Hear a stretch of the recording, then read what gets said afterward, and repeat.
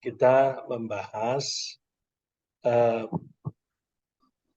apa yang disunahkan di dalam ruku, waktu ruku, ya. Wa yusannu, dan disunahkan fir ruku'i, di dalam ruku atau ketika ruku, ma ya'ti, hal-hal yang akan datang atau yang berikut ini. Kalau bahasa Indonesia, hal yang berikut ini. Hamzah itu sama dengan satu. Ya.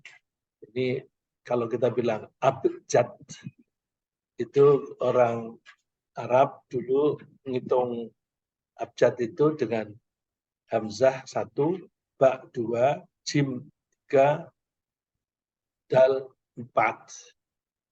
Kalau menghafalkannya dulu abajadun, hawazun, atau yakun. Terus apa kan? Nah, manut dan seterusnya itu karena abajadun, terus kita orang Indonesia bilangnya abjad. Tapi angkanya itu bukan dengan angka seperti yang kita tulis itu, tetapi pakai huruf. Ya. Jadi hamzah ini sama dengan 1. Akhdhur rukbataini, memegang 2 lutut. Ya, saya ulang. Yang disunnahkan di dalam ruku adalah 1, memegang 2 lutut.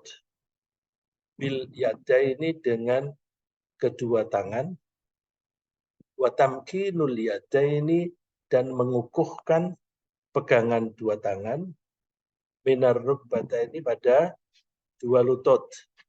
Nah, ini yang perlu diperhatikan ya. Saya suka melihat di masjid itu orang ruku, tangannya ditaruh di betis atau di tulang betis antara lutut dan kakinya itu. Itu tidak benar, karena yang dianjurkan itu pegang lutut. Saya tidak tahu alasannya kenapa orang itu. Mungkin karena dia menganggap bahwa kalau memegang di bawah lutut, lalu terus membungkuknya lebih ke bawah. Kalau membungkuknya lebih ke bawah itu berarti lebih hormat kepada Allah. Bukan begitu. Kita sholat itu tidak memakai logika kita, tetapi sholat itu meniru Nabi Muhammad SAW. Karena pedoman yang beliau kemukakan, sallu kama ra'aitumuni usolli. Sholatlah seperti kamu melihat aku sholat. Jadi kita sholat itu meniru Nabi, tidak kita karang sesuai dengan pemikiran kita. Ya. Terus kenapa kok pegang lutut? Karena kalau pegang lutut itu nanti punggungnya bisa lurus. Berikutnya, wataswiyatu dhahri, mohon maaf. Wataswiyatu dhahri, ini kalau dibaca zuhri artinya sholat zuhur. Tapi kalau dibaca dhahri artinya punggung. Jadi Arab itu, tulisan Arab itu tidak ada harokatnya, kita membacanya mesti sesuai dengan konteks.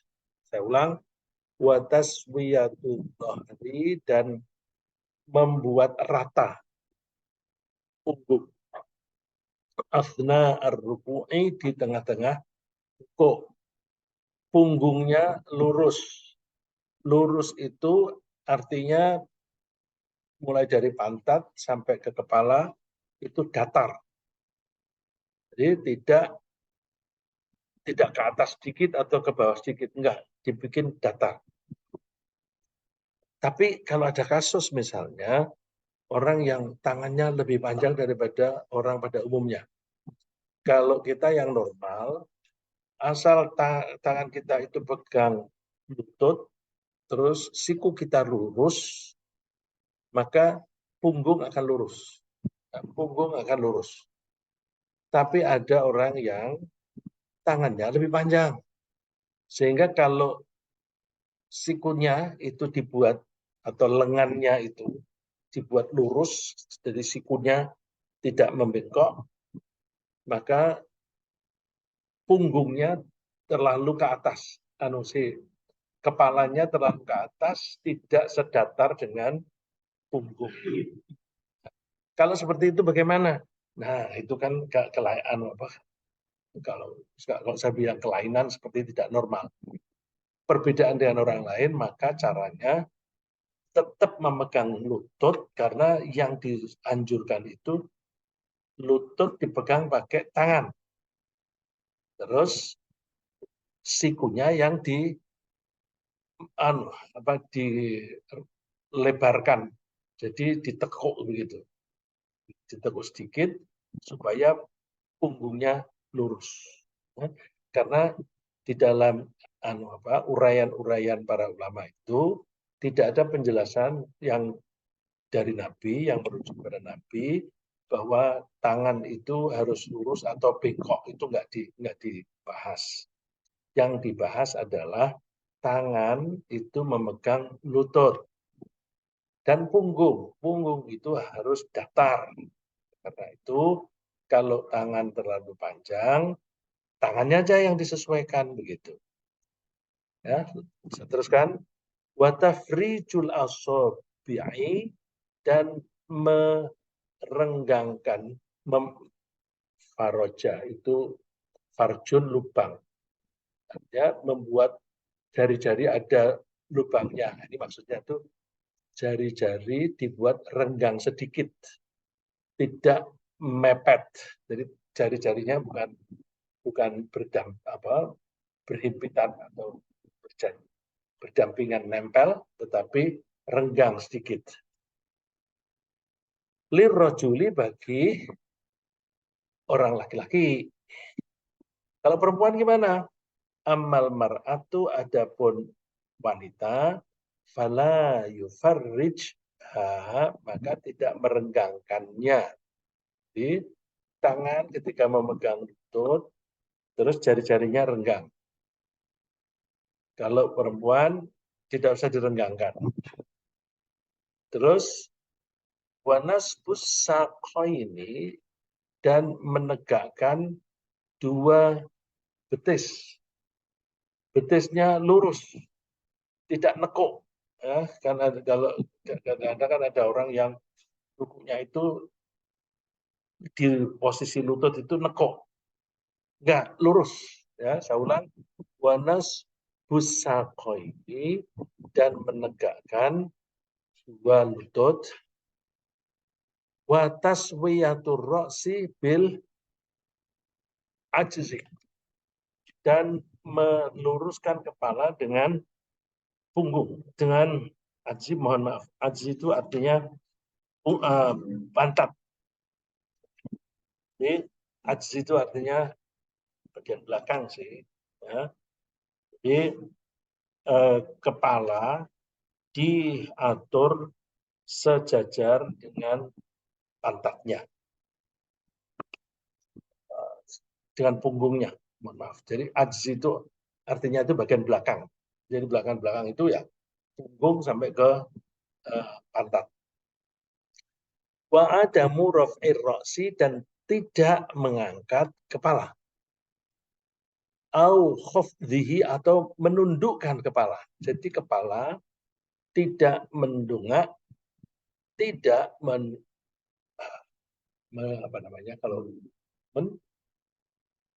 menunduk. Jadi kepalanya dibuat lurus dengan punggung. Jadi kira-kira matanya kemana itu? Kira-kira matanya ke tempat sujud. Jadi, tidak diangkat dan tidak ditundukkan. Wa mujafatur rijli, mohon maaf. Wa mujafatur rajuli. Kalau rijli artinya kaki, kalau rajuli orang laki-laki. Wa mujafatur rajuli, dan direnggangkannya oleh seorang laki-laki. Ini dibilang seorang laki-laki karena berbeda dengan perempuan. Ya. Kalau disebut laki-laki berarti ada perbedaan dengan perempuan. Wa mujafatur rojuli, dan yang orang laki-laki itu merenggangkan adudaihi, lengan atas. Lengan atas itu namanya adudun. Adud. Lengan bawah namanya sa'id. Nah ini adudaihi, lengan atasnya, anjambaihi, dari sisi, kedua sisinya. Jadi kalau laki-laki itu agak keluar sedikit tangannya, terus, tapi kalau perempuan agak ke dalam. Ya. Pedoman umumnya adalah bahwa kalau wanita itu gerakannya atau posisinya dibuat ringkas. Kalau laki-laki agak melebar. Kenapa begitu? Karena kalau wanita kelihatan ringkas, itu dipandang mata itu tidak, gimana ya? Mata itu menjadi atau dibalik ini, menjadi wanita itu tidak kelihatan banyak bagian yang bisa kelihatan. Ya. Itu mungkin rumusan omongan itu lebih pas. Jadi wanita gerakan-gerakannya waktu sujud, waktu rukuk itu dipilih yang ringkas supaya tidak banyak yang bisa dilihat oleh laki-laki. Kadang-kadang ini ada orang wanita yang usil ya. Mohon maaf saya bilang usil. Ada yang usil dalam tanda kutip ya. Kok wanita yang dituntut sih? Itu matanya laki-laki itu yang jangan mata keranjang gitu kan. Bukan. Ini misalnya orang laki-laki yang tidak mata keranjang itu kalau melihat wanita itu ya mesti ada daya tarik gitu. Oleh karena itu kelemahannya itu ada di laki-laki, tapi wanita membantu supaya jangan terlalu kelihatan atau jangan terlalu terekspos, ya. Jangan terlalu menonjol untuk dilihat oleh laki-laki. Saya ulang, wa mujafatur rajuli, dan direnggangkannya oleh orang laki-laki, adudaihi, kedua lengan atasnya, anjambaihi, dari sisi, kedua sisinya. Dasarnya apa? Bidalili hadithi Abi Mas'ud, dengan atau berdasarkan dalil itu petunjuk dari hadis yang diriwayatkan oleh Abu Mas'ud. Bukan Abdullah bin Mas'ud ya, ini Abu Mas'ud. Namanya Uqbah ibni Amr. Uqbah anaknya Amr. Hadisnya, annahu, bahwa beliau,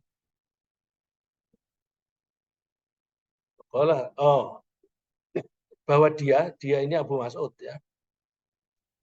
Bahwa Abu Mas'ud roka'a, dia rukuk, fajafa yadaihi, kemudian dia merenggangkan dua tangannya, wa wadha'a yadaihi, dan meletakkan kedua tangannya, ala rukbataihi, di atas lututnya, wa farroja, dan dia merenggangkan baina asabi'ihi, di antara jari-jarinya, miwarai rukbatahi, di belakang lututnya. Waqala, lalu dia berkata, hakadha, demikian inilah, ra'aitu Rasulullah, aku melihat Rasulullah SAW yusolli salat. Jadi Abu Mas'ud ini sedang mendemonstrasikan kepada sahabat-sahabatnya yang tidak sempat melihat Rasulullah, tidak sempat ketemu.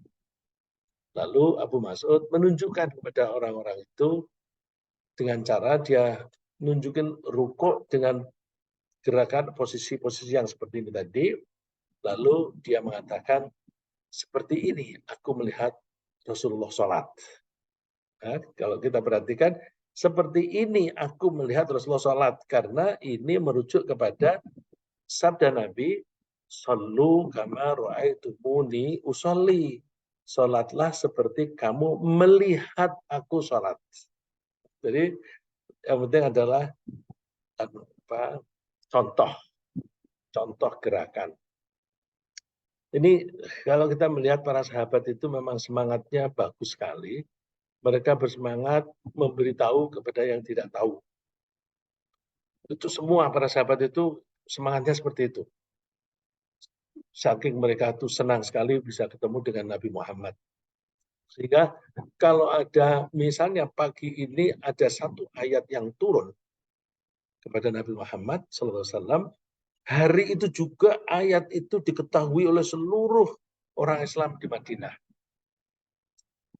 Itu karena semangat menyebarkan atau memberitahukan orang-orang lain. Padahal waktu itu tidak ada telepon, tidak ada medsos, tidak ada radio, tidak ada TV. Maka caranya gimana? Keliling. Lalu begitu tahu terus, aku mau main ke rumah saudaraku, main ke rumah temanku. Terus kasih tahu, oh ada ayat ini turun, oh, ada ayat ini turun dan sebagainya. Ya.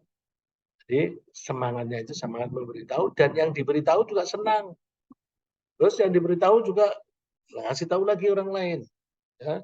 Itu mereka melakukan itu seperti anjuran Rasulullah SAW, Balighu anni walau ayah. Sampaikanlah apa-apa yang dariku meskipun hanya satu ayat.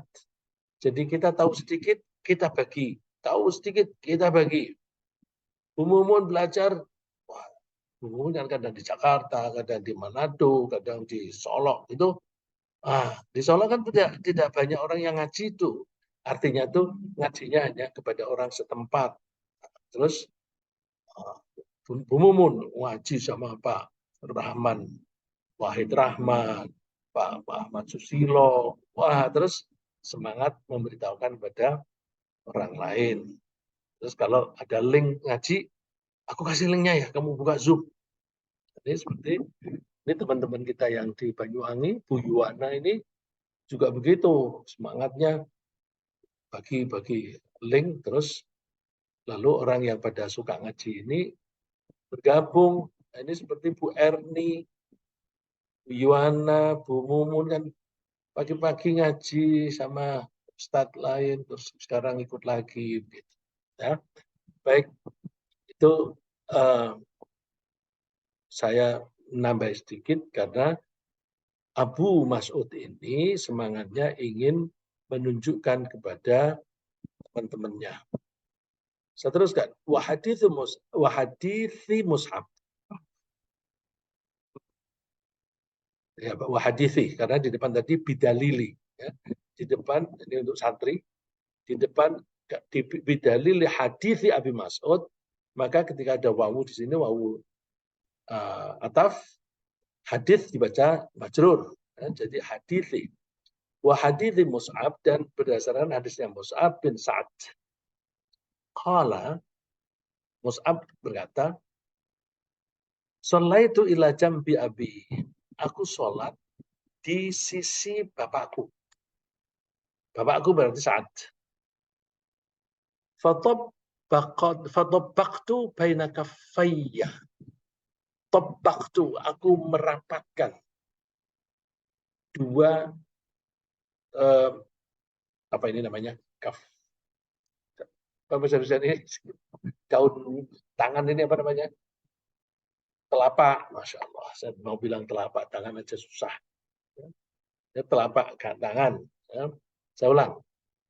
Fatabbaqtu lalu aku menggabungkan baina kaffaya kedua telapak tanganku. Tsumma wada'tuhuma lalu aku meletakkan kedua tanganku, kedua telapak tanganku baina fakhidhi di antara pahaku. Fanahani kemudian bapakku itu saat mencegah aku, melarang aku Andalika berbuat demikian. Waqala, dan saat bapaknya mengatakan, kunna naf'alu hadza. Dulu kami waktu bersama Rasulullah kami melakukannya begini. Ya. Kalau ada kunna, karena itu berarti cerita pada masa lalu. Ya. Dulu kami naf'alu hadza, melakukannya ini, begini.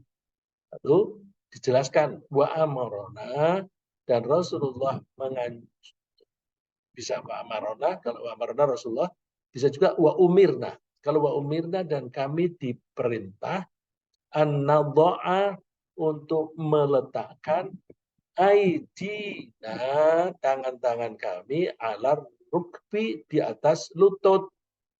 Jadi ini anaknya Sa'ad bernama Uqbah, maaf, bernama Mus'ab, ya, anaknya Sa'ad, bapaknya namanya Sa'ad, anaknya Mus'ab. Mus'ab sholat di sisi bapaknya. Dia naruh kedua tangannya, kedua telapak tangannya di paha. Di paha, lalu terus bapaknya negur. Jangan begitu.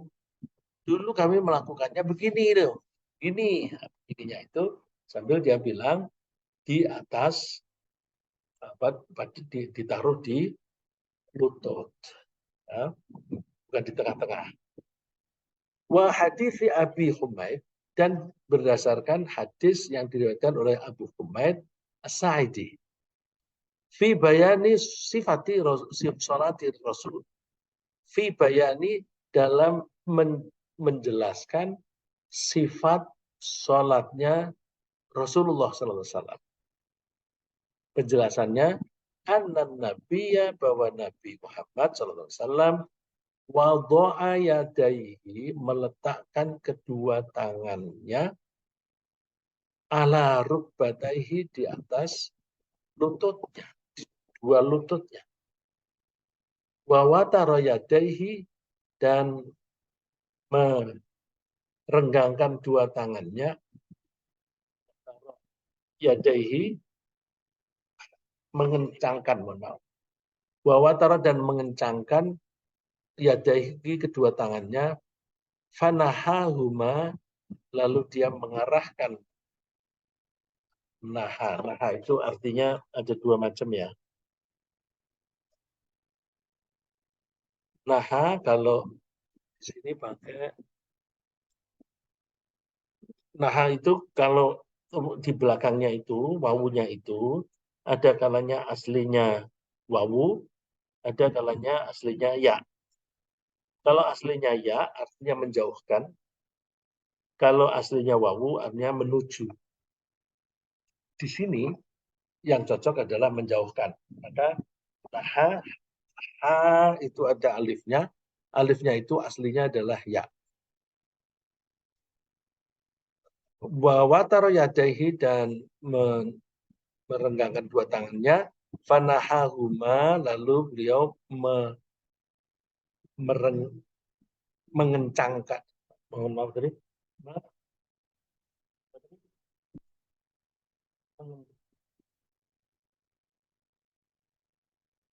Jauhkan, mohon maaf. Fanahahuma, lalu beliau menjauhkan dua-duanya, anjam baihi, dari kedua sisinya. Jadi tangannya itu tidak nempel pada sisinya, tapi agak jauh. Jadi ada beberapa dalil yang dipegang oleh para ahli fikih bahwa kalau laki-laki rukuknya itu sikunya tidak nempel di samping badannya. Masih ada lagi, wa haditsi Wabisota, dan hadis yang diriwayatkan oleh Wabisah ibni Ma'bad, anaknya Ma'bad, inda Ibnu Majah, menurut riwayat Ibnu Majah. Hadisnya, ra'aitu Rasulullah, aku melihat Rasulullah sallallahu alaihi wasallam yusolli salat. Fakana idza raka'a, maka Rasulullah ketika rukuk sawa meratakan atau membuat rata dhahrahu punggungnya. Ratanya itu betul-betul rata.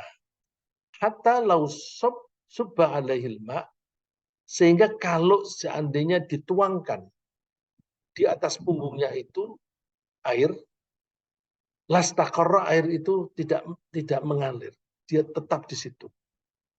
Jadi kalau misalnya ditaruh cangkir di atas punggung, itu nggak tumpah, saking lurusnya. Ibaratnya kayak meja begitu. Ya, jadi itu ilustrasi, gambaran bagaimana cara Rasulullah rukuk.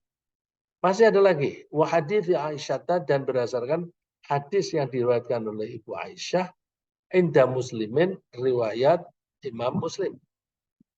Wa kana idza raka'a, Rasulullah SAW ketika rukuk, lam yashkhos ra'sahu, tidak mengangkat kepalanya, walam yusawwibhu, dan tidak menundukkannya, walakin baina dzalik, akan tetapi di antara dua-duanya.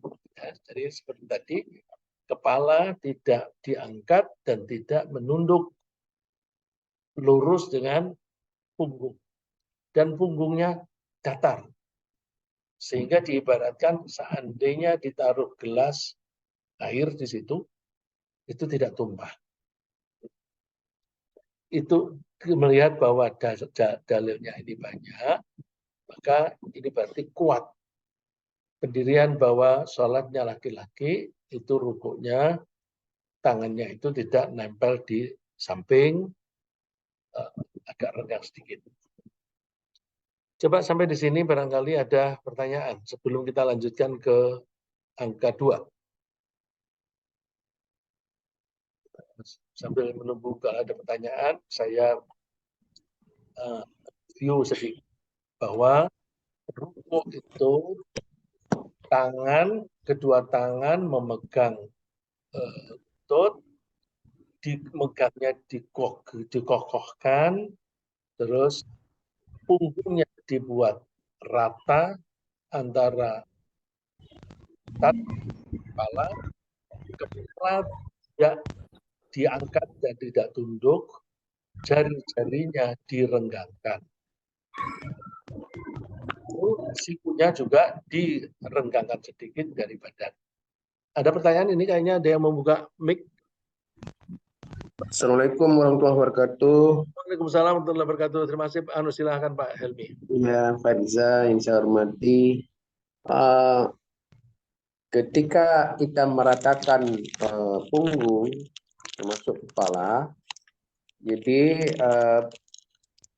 pandangan kita malah menuju ke kaki ya. Jadi sehingga kita harus mengangkat kepala sedikit, baru pandangan kita tertuju kepada tempat di mana kita sujud. Nah, ini bagaimana ini jadinya, Ustaz? Jadi kita harus mengangkat kepala sedikit. Saya sekarang lagi dicoba. Atau hanya mata kita yang kita angkat ke atas, maksudnya nengok ke atas gitu, mengangkat bola matanya ke atas. Bagaimana sebaiknya? Yang penting bukan matanya Pak, tapi kepalanya. Ini saya lagi mencoba kan, Ya. lurus. Mata saya tuh pas di tempat sujud Pak. Ya tidak persis di tempat sujud, tapi tidak ke kaki. Kalau ke kaki ini menunduk. Jadi kalau mata kita itu lurus dengan kaki, malah itu menunduk. Nggak tahu itu apa, karena kadang-kadang badannya orang kan beda bentuknya ya. Ada yang mau nyoba di antara kamu? Coba kalau rukuk lurus punggungnya, mata lihat kemana? Kamu duduk sini.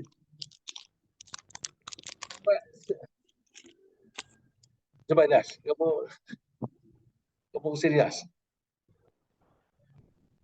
Kamu menghadap ke sana, di sini, ini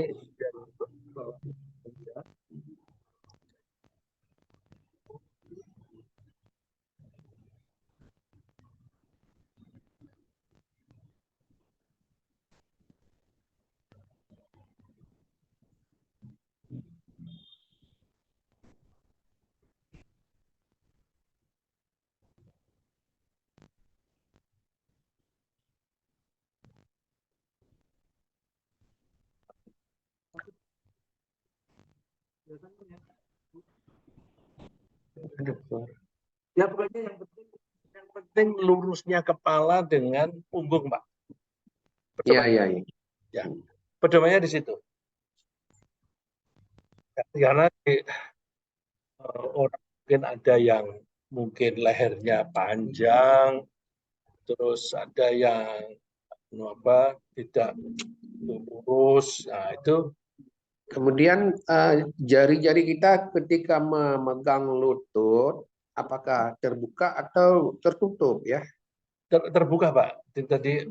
Anu, tadi disebutkan direnggangkan. Direnggangkan ya? Ya, ya. Jelas ya Pak Hilmi ya? Iya, iya, iya. Oke, Alhamdulillah. Oke, terima kasih. Ya, ya. Terima kasih Pak Basuki bisa hadir, sudah ngantar cucu. Iya, Dokter Basuki, aduh biasanya kan selalu hadir di sini, terus belakangan tidak bisa karena ngurusi cucu. Jadi kok bisa hadir di sini? Tadi hanya ngikuti Zoom. Dia ada namanya Pak Basuki. Baik, kalau tidak ada saya teruskan ya di bak ya. Bak itu 2 ya. Ba, 2. Biasanya pakai angka dengan huruf ini ahli falak. Kalau ahli falak itu nulis angka itu pakai abjadun. Bak 2 ya. Ayyakula orang yang sholat mengucapkan Subhana Rabbiyal Azimi. Subhana Rabbiyal Azimi. Ini biasanya kita menerjemahkannya Maha Suci Tuhanku yang Maha Agung. Untuk santri-santri yang memperhatikan bahasa Arab, itu Subhana menggantikan usabbihu. Jadi ini masdar menggantikan fiil. Kenapa dibilang mengganti? Karena fiilnya tidak disebut. Seperti kata syukron. Syukron itu sama dengan ashkuru. Aku berterima kasih. Tapi kata kerja ini dibuang, diganti dengan masdar. Menjadi syukron. Aku berterima kasih kepada kamu ya. Subhana juga begitu. Aku memahasucikan Allah. Makanya kalau kita baca Subhana Rabbika Rabbil Izzati Amma Yasifun. Subhana Rabbika itu kan sama dengan engkau memahasucikan Tuhanmu. Padahal maksudnya kan aku. Maka kita lebih baik Subhana Rabbina Rabbil Izzati Amma Yasifun. Tapi umumnya orang bilangnya Subhana Rabbina karena di dalam Quran ya. Itu Quran ya. Apa? Quran apa hadis? Al-Quran itu Subhana Rabbika. Subhana Rabbika. Nah, ketika kita adopsi ke dalam bentuk doa, kita sesuaikan dengan secara bahasa, sesuaikan dengan kita. Subhana Rabbina, Rabbil Izzatina. Ini contohnya di sini. Subhana Rabbiyal Azimi. Ya, aku memahasucikan Tuhanku yang maha agung. Bacanya berapa kali? Marrotan, 1 kali. Nah, 1 kali itu wahual haddul adna, 1 kali itu adalah batasan yang paling rendah, paling sedikit, minimum. Nah, jadi minimum bacalah Subhana Rabbiyal Azimi sekali. Wa adnal kamali, dan sempurna yang paling sedikit, ya, sempurna tapi masih minimum, itu salahkan dibaca 3 kali. Indal jumhuri menurut jumhur. Wala haddalahu, dan tidak ada batasan untuk baca tasbih tadi. Indal malikiyati menurut madhab maliki. Jadi kalau membaca 5 kali, 7 kali boleh nggak? Boleh. Boleh. Ya minimum kesempurnanya 3 kali lah. Tapi minimum yang paling minim ya 1 kali.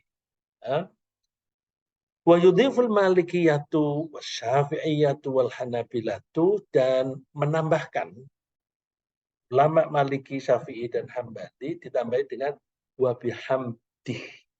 Jadi subhana rabbiyal azimi wa bihamdih. Jadi, kalau Hanafi itu subhana rabbiyal azim saja. Dari mana ini? Ketika ayat Quran turun, fasabbih bismi rabbikal azim. Terus Rasulullah mengatakan kepada para sahabat, pakailah ini di dalam sholat. Nah, kalau memakai ya bukan fasabbih. Karena fasabbih itu perintah. Allah perintah kepada kita supaya kita bertasbih. Nah, kita ketika mengucapkan tasbih, ya bukan fasabbih. Nanti itu kalimatnya perintah, siapa yang diperintah? Jadi bacanya subhana rabbiyal azim. Terus 3 mazhab menambahi dengan wa bihamdi. Menambah itu ngarang enggak? Enggak lah. Mereka itu pakai dalil. Jadi apa namanya? Ini enaknya kalau kita belajar fikih buku ini itu semuanya pakai dalil. Kalau tidak ada dalilnya juga akan diceritakan pola pikirnya mazhab itu kayak apa. Ya. Wa dalilu hadis. Dalilnya adalah hadis Hudzaifah, hadis yang diriwayatkan oleh Hudzaifah. Hudzaifah ini sahabat. Qala, laki-laki ya, nama Hudzaifah ini laki-laki ya. Kalau orang Indonesia pakai di belakangnya pakai H, terus perempuan. Enggak, di orang Arab banyak laki-laki yang di belakangnya ada H, itu ada tak marbutoh, tapi laki-laki. Ya. Tolhah, laki-laki. Hamzah, laki-laki. Ya. Terus si apa namanya, Maisarah, Sailamah, laki-laki semua. Ya. Ini juga Hudzaifah. Qala Hudzaifah mengatakan, "Shallaitu aku sholat ma'an Nabi bersama Nabi Muhammad sallallahu alaihi wasallam, fakana yaqulu, maka beliau mengatakan seperti tadi yang saya katakan, kalau ada kana ini berarti dulu. Nah, ini berarti Hudzaifah bercerita setelah Rasulullah wafat. Ya. Dulu Rasulullah itu mengucapkan fi ruku'ihi di dalam rukunya subhana rabbiyal azim. Wa fi sujudihi dan di sujudnya bacanya subhana rabbiyal a'la. Ini juga begitu. Ya. Sabbih isma rabbikal a'la,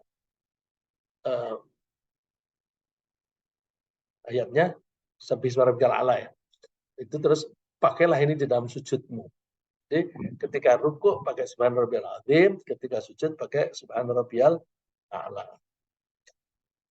Wa ma marrat bihi ayatu rahmatin, ini keterangan tambahan ya.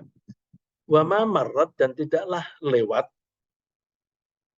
bihi tidaklah melewati Nabi Muhammad ayatul rahmatin, ayat rahmat, maksudnya ketika Rasulullah membaca Al-Qur'an, kalau ayat yang dibaca itu menunjukkan rahmatnya Allah, illa waqafa, Rasulullah itu berhenti. Indah pada bacaan yang mengenai rahmat tadi, yas'alu, kemudian Rasulullah berdoa. Yas'alu itu meminta. Meminta kalau kepada Allah itu kan doa. Tadi doa itu bisa dikatakan dengan yad'u, da'a, yad'u. Da'a itu artinya manggil. Kalau kita meminta kepada Allah kan manggil. Ya Allah, manggil. Nah, terus manggil ngapain? Yas'alu, meminta. Nah, jadi ya da'a ya berdoa, yas'alu juga berdoa. Kadang-kadang disebut yatlubu. Yatlubu itu mencari dari Allah. Doa juga.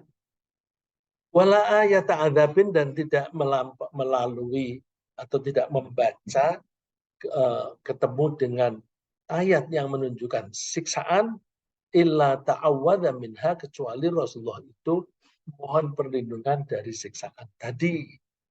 Jadi Rasulullah meskipun di dalam sholat, kalau di ayatnya itu menyebutkan kasih sayang Allah, Rasulullah berhenti lalu mohon rahmat Allah.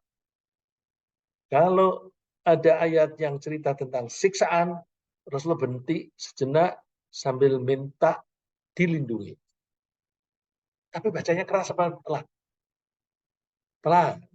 Karena kalau keras, sama kerasnya dengan ayat Qur'annya, nanti dikira doanya itu bagian dari Quran. Jadi kalau ada doa disisipkan ketika kita baca Al-Quran, maka kita doanya pelan.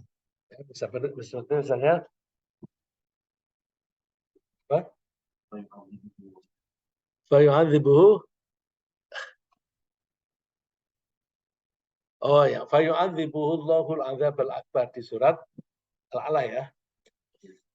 Al-Ghasyiyah. Fayu'adzibuhu Allahul adzabal akbar. Fayu'adzibuhu Allah, lalu Allah menyiksa dia adzabal akbar dengan siksaan yang besar. Terus berhenti, Rabbi a'idhni min adzabik. Rabbi a'idhni, Tuhan lindungilah aku dari siksaanmu. Tapi bahasanya pelan. Itu bid'ah enggak? Ya enggak lah, Rasulullah memberi contoh kok. Ya. Kalau Rasulullah memberi contoh itu tidak bid'ah. Terus ketika Sufi Ibrahim wa Musa, kita juga berdoa alaihi salam. Ya. Banyak orang ngomongnya alaihis salam. Kalau alaihis salam yang didoakan hanya satu. Padahal di situ saya disebut dua nabi. Nabi Harun dan Ibrahim dan Musa. Nah, kalau dia mendoakan satu, yang mendoakan Nabi Ibrahimnya atau Nabi Musa. Nah, jadi alaihi salam, tapi bacanya pelan. Jangan keras-keras, karena kalau keras itu memberikan kesan ini bagian dari Quran. Terus, nah ini tadi yang saya bilang. Jadi kalau ada ayat rahmah, Rasulullah mohon diberi rahmah. Ketika ada ayat siksaan, Rasulullah mohon perlindungan dari dia. Dan dari siksaan itu dasarnya antara bacaan Subhan Rabbil Azimi wa bihamdi itu juga berdasarkan wahadithi Uqbata dan berdasarkan hadis yang diriwayatkan oleh Uqbah. Uqbah ini laki juga ya. Ibni Amir, anaknya Amir, annahu qala, bahwa dia, Uqbah, bercerita, lamma nazalat fasabbih bismi rabbikal azim. Ketika turun ayat fasabbih bismi rabbikal azim, qala Nabi Muhammad SAW bersabda, ij'aluha fi ruku'ikum. Pakailah ayat ini di dalam rukuk kalian. Atau jadikanlah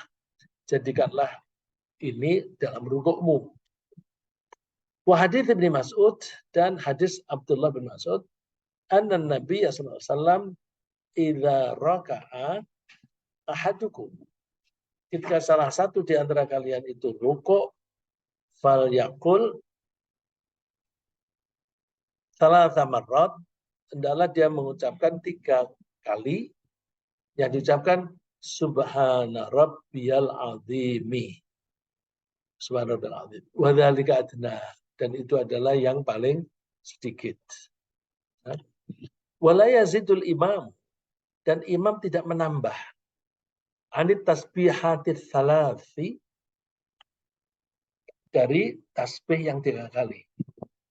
Jadi cukup 3 kali saja. Kalau ini karena supaya makmum tidak merasa terlalu lama.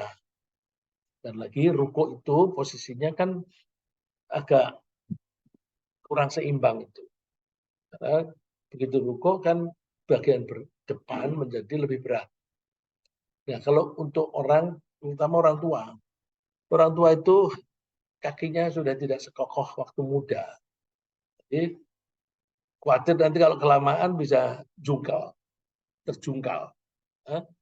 Jadi imam jangan banyak jangan lama-lama. Wa yukrahu lahu dzalik. Bahkan dimakruhkan hal itu. Kenapa? Takhfifan alal ma'mumi memberi keringanan kepada para makmum. Nah, jadi pertimbangannya itu makmum. Apalagi kalau makmumnya ada orang-orang tua. Kalau mau sendirian, mau panjang, boleh. Boleh kalau mau sendirian. Walakin inda syafi'iyati, tapi menurut ulama mazhab Syafi'i, yazidul munfaridu. Nah ini, orang yang sholatnya sendirian, wa imamu qaumin, dan imamnya masyarakat.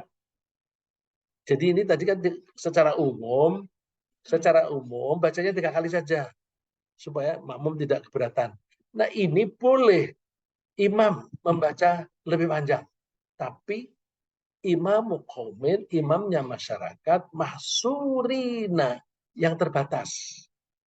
Terbatas itu misalnya semua muda, semua bersemangat, senang sholat berlama-lama. Rodina, yang ridho semuanya, bitatwili, dengan berpanjang-panjang atau berlama-lama. Ya. Tatwil itu dari kata towi. Towil itu panjang. Kalau panjang itu berupa tongkat, maka artinya panjang. Kalau berupa sesuatu yang tegak, orang misalnya, towil artinya tinggi. Kalau waktu, towil artinya lama. Ya. Towil arti dasarnya panjang. Jadi panjang itu kalau untuk benda yang seperti tongkat, itu kita nyebutnya panjang. Tapi kalau untuk benda yang berdiri, towil itu artinya apa? Tinggi. Oh, Nabi Ibrahim itu towil. Tinggi, bukan panjang. Terus kalau itu waktu, towil itu lama. Nah, panjangnya gimana? Di samping subhan rabbiyal azimi wa bihamdih, tambah lagi. Allahumma laka raka'tu. Wahai Allah, hanya kepadamu lah aku ruko. Wa bika amantu, dan hanya kepadamu lah aku beriman. Walaka aslamtu, dan hanya kepadamu lah aku berserah diri. Khosya'a laka sam'i. Khosya'a, tunduk. Tunduklah kepadamu mataku. Apa pendengaranku? Saya ulang. Khosya'a laka sam'i. Tunduk kepadamu pendengaranku. Wa basori, dan juga pandanganku. Wa mukhi, dan sumsumku. Wa udhmi, dan tulangku. Atau idhom. Wa idhomi, dan tulangku. Wa usbi, dan punggung. Uspun itu tulang belakang. Tulang belakang. Kalau uzmi itu tulang secara menyeluruh. Usbi, tulang wa mastaqallat bi qadami, dan apa yang diangkat oleh kakiku. Kaki itu penting ya. Makanya kaki itu termasuk yang harus bertanggung jawab atas perilaku kita. Karena kalau ada orang pergi ke masjid yang antarkan kaki. Orang pergi ke bioskop yang antarkan kaki. Orang pergi ke tempat pelacuran yang antarkan juga kaki. Jadi kaki itu termasuk bagian yang sangat penting.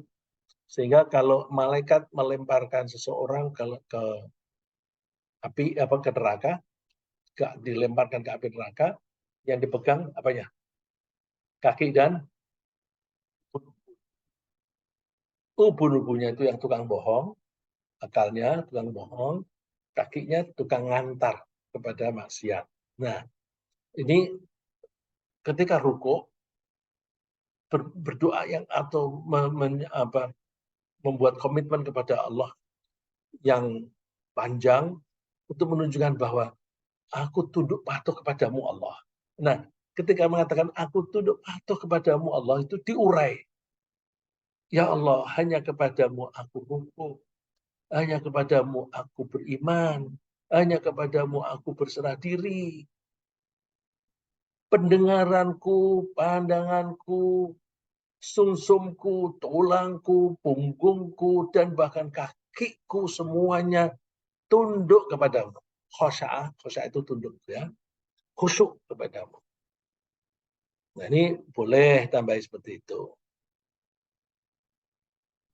Terus waqala al-Hanafiyatu, dan berkatalah ulama Hanafi, wa kuriha tahriman, dan dimakruhkan secara tahrim.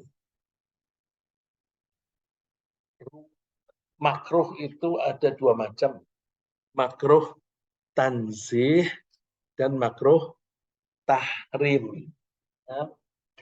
Tanzih pun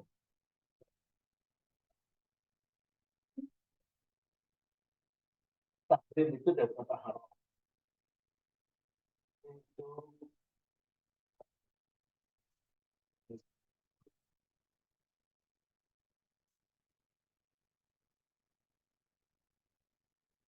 maksudnya makruh itu kan perbuatan yang kalau dilakukan tidak dosa, tapi kalau ditinggalkan dapat pahala. Nah, makruh itu ada yang mendekati mubah, ada yang mendekati haram. Makruh yang mendekati mubah itu disebut tanzih, makruh yang mendekati haram disebut tahrim. Jadi, wa kuriha tahriman, dan makruh tahrim, itolatul ruku'in, memperpanjang atau memperlama ruku', au qiraatin, atau memperpanjang bacaan. Li'idrokil ja'i, supaya orang yang baru datang bisa ngejar. Idrok itu ngejar. Al-ja'i dari kata ja'a, datang. Jadi misalnya ini maksudnya imam dia sholat. Terus pas dia ruko, dia dengar ada sandal plak plak plak. Wah, itu sandalnya Pak Basuki itu. Misalnya gitu ya. Terus aku tunggu deh biar Pak Basuki bisa sholat mendapatkan rukukku. Rukuk.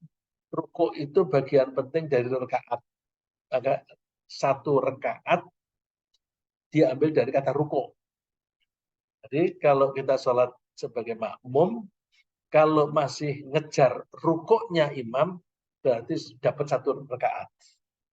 Tapi kalau tidak mengejar rukuknya, berarti rakaatnya hilang. Nah, jadi kalau telat, ditambah lagi satu rakaat apa enggak? Lihat, kamu telatnya masih ngejar rukuk enggak? Nah, sekarang kalau imam mendengar ada orang lagi datang, atau di sholatnya di tanah lapang begitu, lihat ada yang lari-lari mau ikut sholat, terus dia memperpanjang rukuknya, boleh nggak? Boleh sih, tapi makruh tahrim. Makruh mendekati haram, jangan. Kok begitu? In arafahu, ini ada kata ada penjelasan lagi. In arafahu, kalau dia tahu. Kalau dia tahu bahwa dia itu memperpanjang rukuk atau memperpanjang suratnya setelah Fatihah itu dalam rangka menunggu orang, kalau dia memang tahu. Misalnya jadi imam, terus tahu, oh Gus Kun tadi lagi wudhu tuh, aku pajangin deh bacaannya. Dalam rangka nunggu dia, tahu bahwa dia mau datang. Nah, itu makruh tanzih. Kenapa sih? Kan baca Quran, kan baca tasbih. Memperpanjangnya baca tasbih kok makruh? Karena apa? Tujuan sholat itu untuk siapa? Untuk Allah. Lah kok ini ruku memperlama karena Gus Kun atau karena Pak Basuki? Nggak benar dong. Sholat itu mesti karena Allah. Itu kecampuran sholatnya sebagian untuk orang yang baru datang. Ya, makanya maksud tanzih. Nah, kalau tidak ada urusan dengan itu, wa illa, kalau bukan karena menunggu orang gitu, fala ba'sabi, nggak apa-apa, nggak masalah. Karena apa? Kalau bukan karena orang kan berarti tetap karena Allah. Jadi misalnya kamu nih baca Quran, Seperti kemarin Aceng ya, Aceng baca 1 halaman lebih ya, 1 halaman lebih itu. Terus, kok lebih? Dia bacanya menghayati nikmat bacaanku. Saya terus saking senang membaca itu dalam sholat, senang kepada Qurannya, terus ditambahi, nggak apa-apa. Tapi kalau diperpanjangnya karena nunggu rian misalnya, itu jangan. Karena itu berarti ketika sholat ada tindakan-tindakan yang diperuntukkan selain Allah.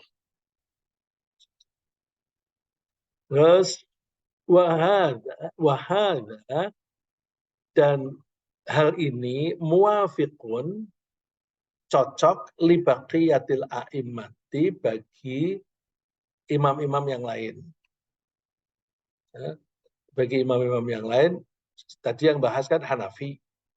Jadi imam yang lain juga cocok. Wal itmi'nanu, sedangkan tumak ninah fir ruku'i, di waktu ruku' wajibun, itu wajib fil madhahibil arba'ati, menurut 4 madhab. Kama bayyana, sebagaimana kami menjelaskan sabikon terdahulu. Kalau tumak ninahnya wajib, tapi memperpanjangnya kalau lebih dari 3 kali itu makruh bagi imam yang makmumnya itu campur macam-macam. Tapi kalau bagi imam yang makmumnya itu terbatas, yang kuat dan senang panjang, boleh. Atau kalau sholat sendirian kan tidak mempengaruhi orang lain, ya boleh, bagus. Coba sampai di sini, barangkali ada pertanyaan, silakan.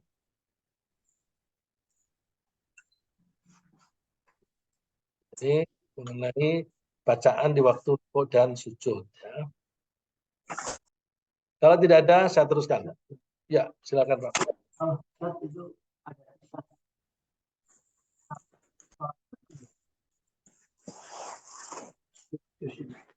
Ya.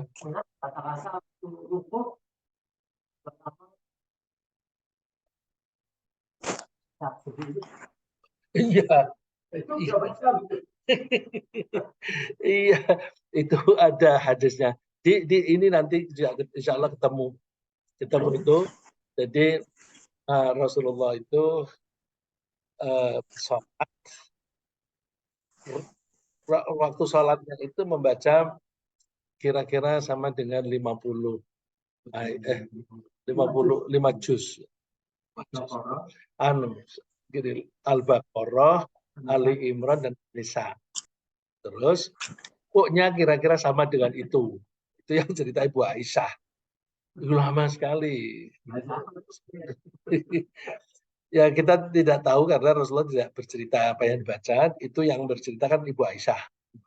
Ibu Aisyah tidak bercerita apa yang dibaca.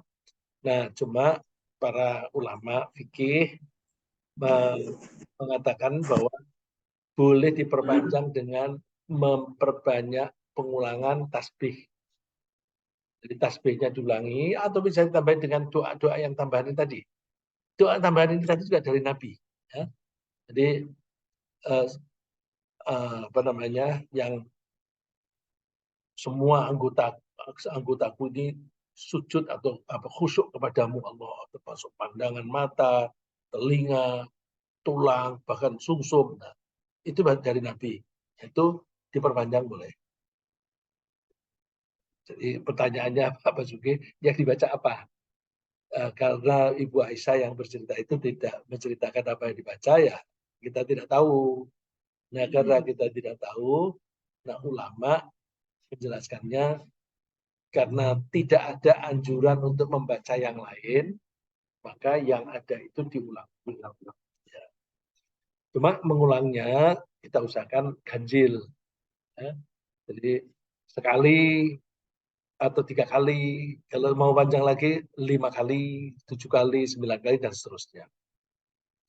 Assalamualaikum Pak Rizal.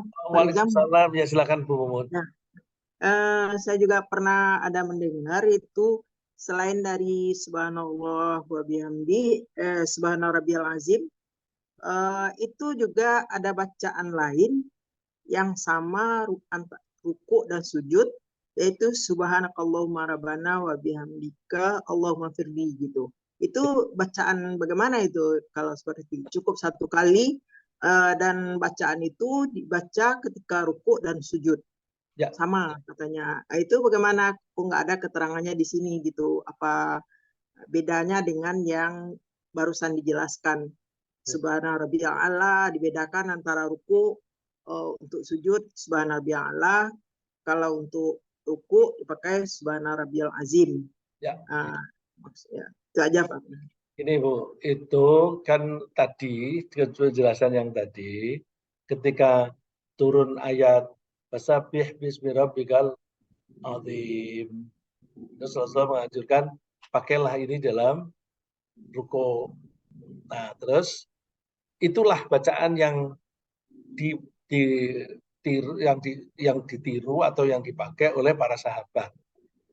Bertahun-tahun itu Bu, karena itu turunnya masih periode agak awal.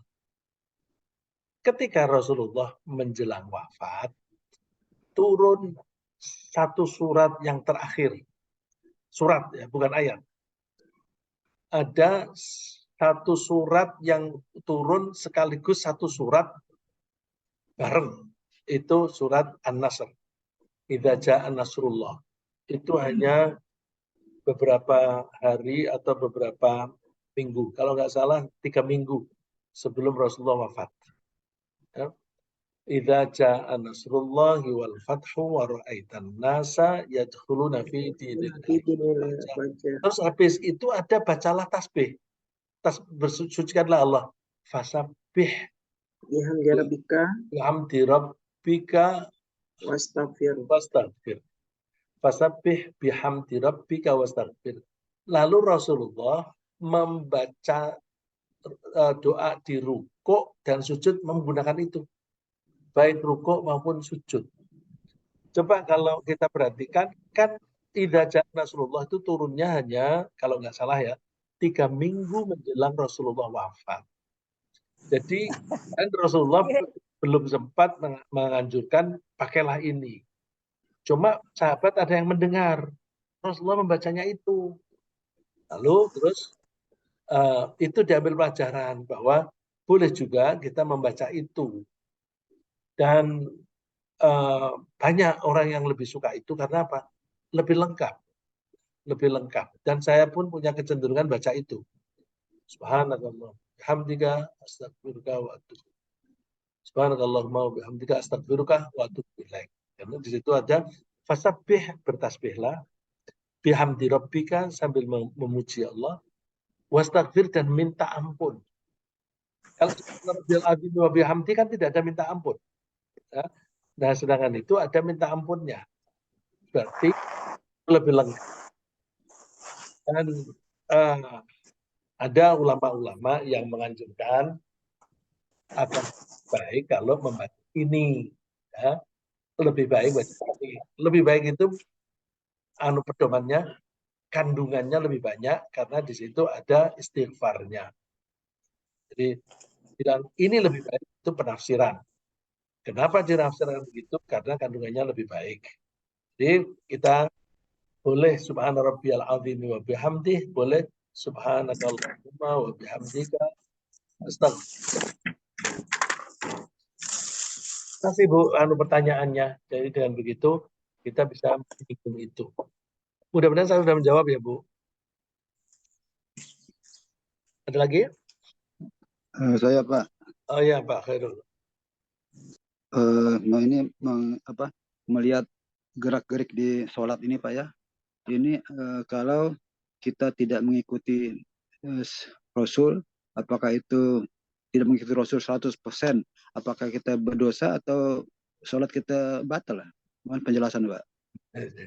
Tidak sesuainya dilihat.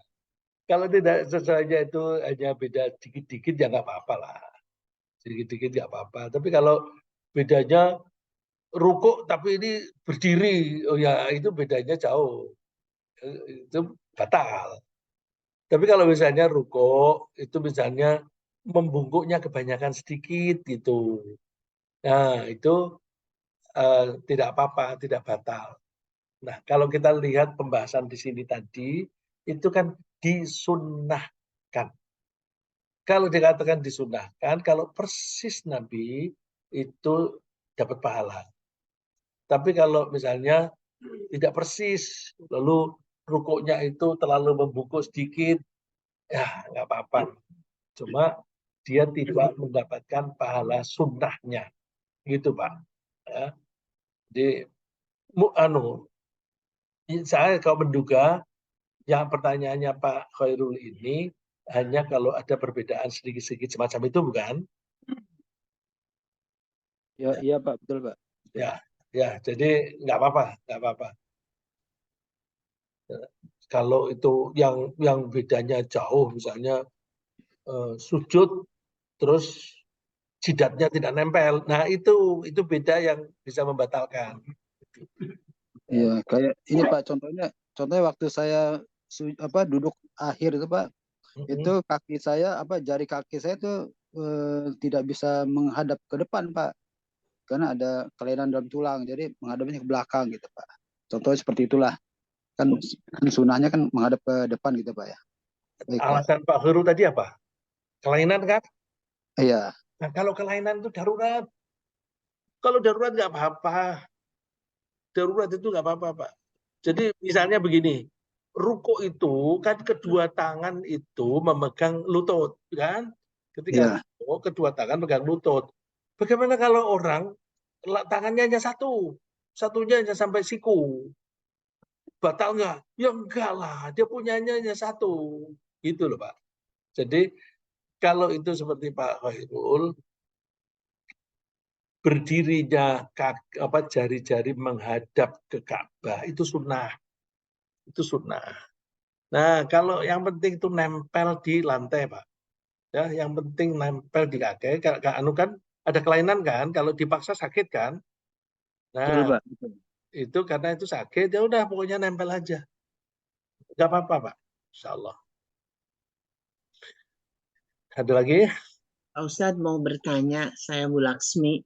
Ya, Bu Laksmi. Apabila saat sesudah ruku karena bermasalah pada lutut ya Pak Ustadz, sehingga kalau lagi berdiri mau sujud itu agak sakit gitu, bolehkah kita mampir duduk sebentar gitu? Bentar. Sudah diulang lagi. Saat dari ruku ya Pak Ustadz, udah sami Allah gitu Pak Ustadz, kan mau sujud ya Pak Ustadz. Tapi kan sakit tuh lututnya kalau langsung sujud, mampir duduk sebentar gitu, maksudnya di belakang tuh ada kursi, tapi sholatnya biasa normal, duduk dulu sebentar terus sujud, boleh nggak Pak Ustadz? Kalau langsung kenapa? Sakit Pak Ustadz, lututnya suka krek gitu bunyi. Sakit itu darurat. Jadi kata kuncinya itu di kata Ibu sakit. Udah kalau sakit itu darurat, nggak apa-apa. Oh iya. Iya, Pak Ustadz suka duduk gitu Pak Ustadz, karena kalau langsung sakit banget lututnya kalau lagi bermasalah. Iya Pak Ustadz. Misalnya ini, aduh, kita itu makin tua itu kan makin lemah. Iya Pak Ustadz. Sujud itu kita nggak bisa kalau nggak pegangan. Jadi terus disiapin di kiri kanan itu ada diklik misalnya, pegangan itu dulu, taruh di situ dulu, baru terus pelan-pelan. Boleh nggak? Boleh aja, kan darurat. Oh iya. Jadi pokoknya pedomannya darurat itu menghalalkan yang asalnya tidak boleh. Dan bisa meringankan apa yang berat. Gitu. Iya, Ustaz. Itu darurat. Ya. Makasih. Ya. Terima kasih Pak Ustaz. Iya Bu. Ada lagi? Ini Bu Yuhana, saya belum pernah mendengar suaranya Bu Yuhana. Baik, kalau tidak ada pertanyaan lagi, saya lanjutkan. At-tasmi'u wa tahmidu. Oh, sampai di situ ya, benar ya? Oh ya. Ats-tsani asyar. Yang ke-12. At-tasmi'u wa tahmid. At-tasmi' itu mengucapkan sami Allahu liman hamidah. Wa tahmid itu mengucapkan Rabbana lakal hamd. Ada versi Rabbana lakal hamdu, ada Rabbana walakal hamdu. Dua-duanya ada hadisnya. Jadi boleh Rabbana lakal hamdu, boleh Rabbana walakal hamdu. Karena dua-duanya ada hadisnya dan kita sholat harus meniru apa yang dilakukan oleh Rasulullah, maka yang manapun yang kita pilih boleh. Ya. Ai qaulu sami Allahu liman hamidah, yaitu mengucapkan sami Allahu liman hamidah dan Rabbana lakal hamdu. Artinya apa? Sami Allah, semoga Allah mendengar liman kepada orang hamidahu yang memuji.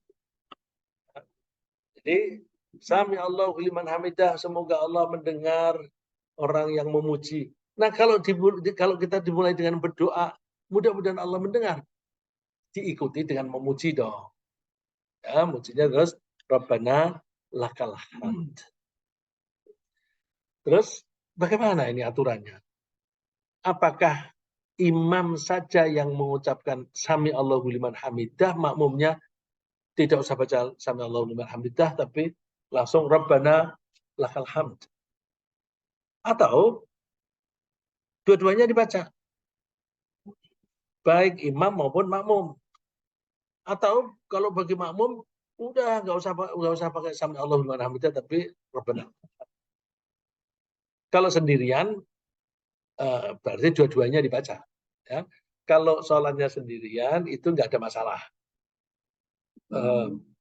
Ya mau bilang sami Allahu liman hamidah, terus diteruskan dengan Rabbana lakal hamd.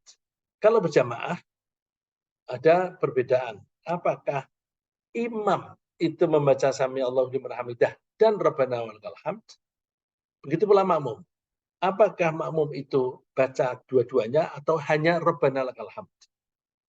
Nah, itu dibahas di berikut ini. Lil imami, bagi imam, sirron yang membacanya itu sir, fit tahmidi di dalam mengucapkan ujian, Rabbana lakal hamd, wa lil mufaridan, dan bagi orang yang sholat sendirian. Indal Hanafiyati, menurut ulama Hanafi. Wa fil masyhuri indal Hanabilati, dan menurut pendapat yang terkenal menurut ulama Hambali.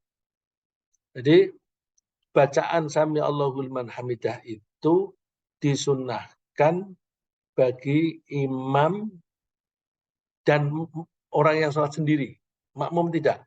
Ya. Bagi imam yang membacanya sir, itu bacanya dua-duanya, Rabbana lakal sami Allahu liman hamidah dan Rabbana lakal hamd. Wa amal muqtadi, dan adapun makmum, fayakulu faqat, maka dia hanya mengucapkan indal Hanabilati menurut mazhab Hambali, wa alal mu'tamadi indal Hanafiyati, dan menurut pendapat yang bisa dipegang menurut mazhab Hanafi, Rabbana lakal hamdu, mengucapkan Rabbana lakal hamd, au Rabbana walakal hamdu, atau ditambah wawu di situ. Au Allahumma Rabbana lakal hamdu, atau mengucapkan Allahumma Rabbana lakal hamdu ditambah dengan Allahumma.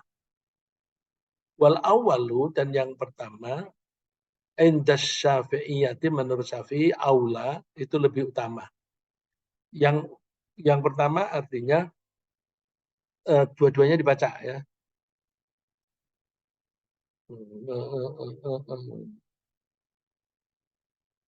Bukan.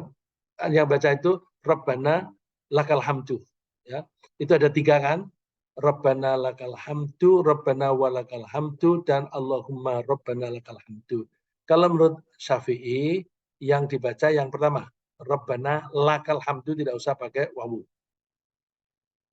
Itu aula lebih utama, liwurudis sunnati bihi, dikarenakan adanya hadis yang mengenai itu. Wa afdaluhu, adapun yang lebih utama, indal Hanafiyati, menurut Hanafi, al-akhiru, yang akhir. yaitu pakai Allahumma Rabbana lakal hamdu. Terus kalau dirunut bagi mazhab Syafi'i, Hanafi, menurut Hanafi itu yang utama tadi Allahumma Rabbana lakal hamdu, terus berikutnya yang kurang utama Rabbana walakal hamdu tanpa Allahumma. Menurut Hambali dan Maliki, wal afdalu yang utama indal Hanabilati menurut mazhab Hambali wal Malikiyati dan mazhab Maliki, bacaannya Rabbana walakal hamdu. Ya. Jadi kalau Rabbana walakal hamdu ini 3 yang pakai. Maliki, Hanafi, dan Hambali. Kalau Syafi'i tidak usah pakai wawu. Hah? Wawu yang Rabbana walakal hamdu. Oh, wawu apa? Gini, kalau ini pertanyaannya gini, ini wawu namanya wawu apa? Wawu itu macam-macam. Ada wawu atof, ada wawu hal, ya kan? Tapi ada wawu haliyah, istinafiyah. Gini, kalau ada 2 hal digabung, idenya, misalnya aku membeli buku dan pensil. Nah, ini dua-duanya dibeli. Maka dannya ini, wawunya itu artinya dan, itu atof. Tapi kalau tidak ada kaitannya, tiba-tiba wawu gitu. Nah, itu disebut istinafiyah. Istinafiyah itu kalau arti aslinya, arti harfiahnya untuk memulai. Untuk memulai. Nah, itu tidak diartikan. Tidak diterjemahkan. Nah, karena nggak diterjemahkan, ya ada dan tidak juga berarti nggak apa-apa gitu kan. Tapi bahwa Rasulullah pernah begini, pernah begitu, berarti pilih manapun boleh. Kira-kira itu istinafiyah. Ya. Karena tidak dikaitkan dengan apa-apa kan di belakang. Dan yang misalnya sebelumnya kan Sami Allahu liman hamidah. Itu doa. Mudah-mudahan Allah mendengar orang yang memujinya. Terus walakal hamdu, ini pujian. Gitu. Pujian. Lalu berarti tidak nyambung.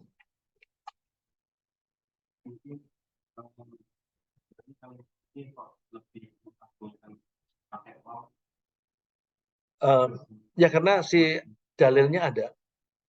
Kalau tidak salah di berikutnya nanti ada. Jadi Rasulullah pernah mengucapkan pakai wawu, pernah tanpa wawu. Nah kalau Rasulullah itu pernah melakukan meskipun sekali, itu boleh ditiru. Ya, boleh ditiru. Kecuali kalau kemudian Rasulullah melarang. Kalau Rasulullah pernah melakukan sesuatu, secara umum itu sunnah. Ya. Terus kalau Rasulullah itu melakukannya hanya beberapa kali saja, terus kita mendawamkan menjadi lebih sering, boleh nggak? Boleh.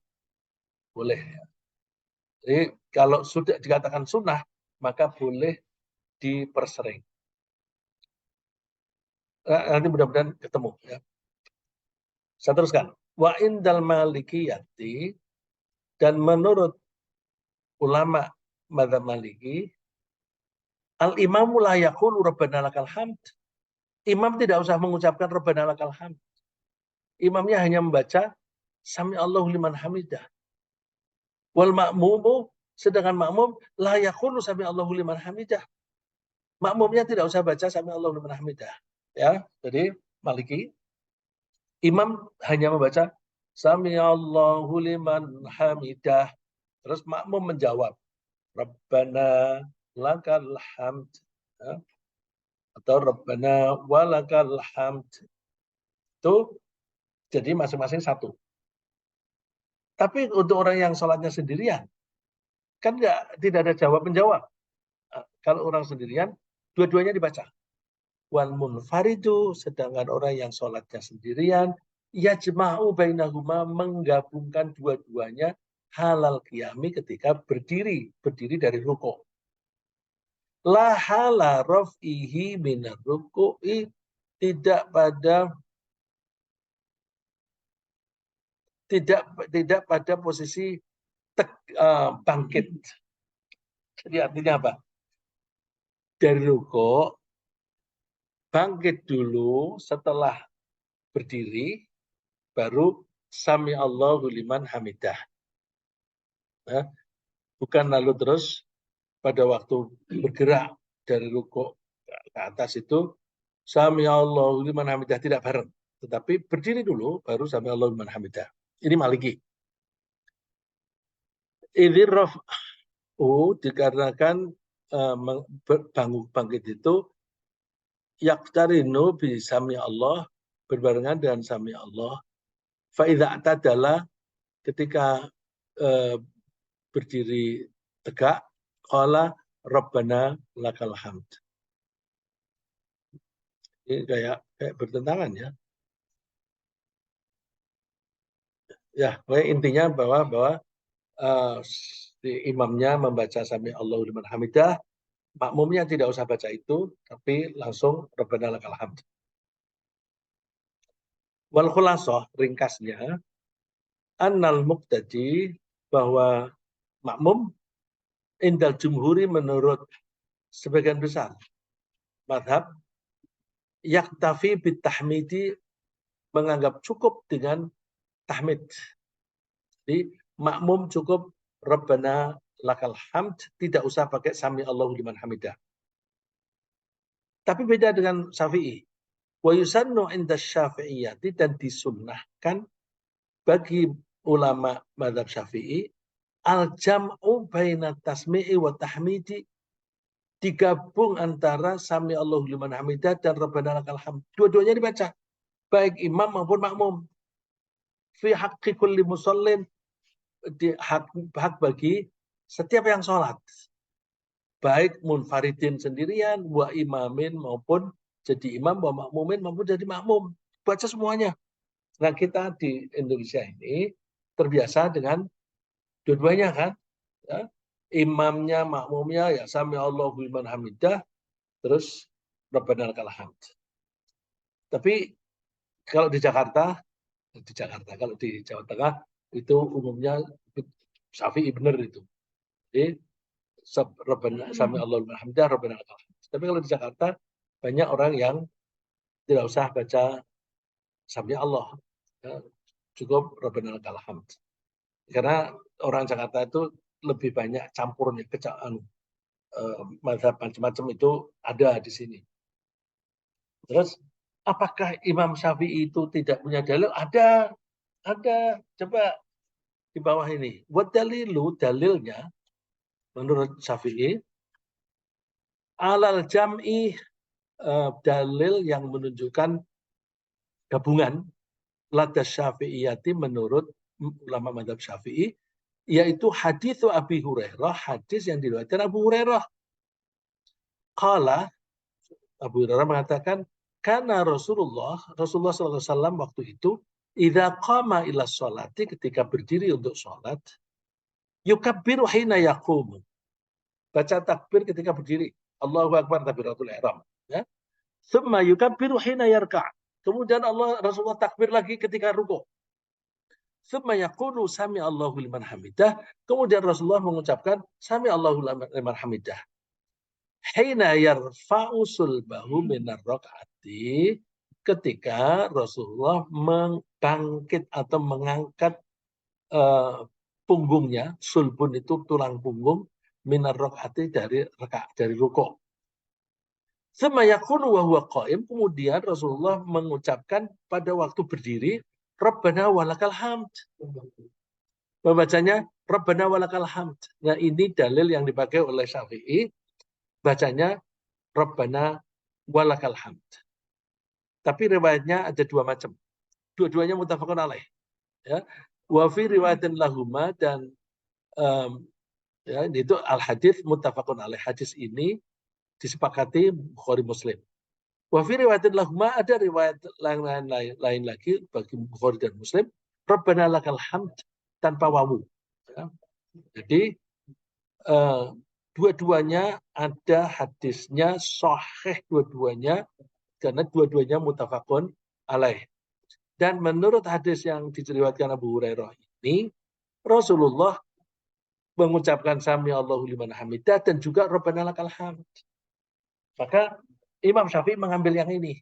Ya, sebagaimana kita ketahui Imam Syafi'i itu secara umum itu lebih hati-hati dibanding dengan mazhab yang lain.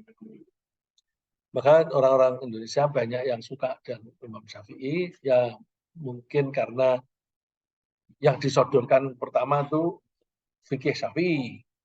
Terus juga Imam Syafi'i itu dipilih karena dia itu lebih hati-hati secara umum dibanding mazhab lain. Ya. Kok tadi saya bilang disodorkan? Ini sejarahnya zaman dulu. Zaman dulu itu orang-orang Islam itu kan tidak suka dijajah.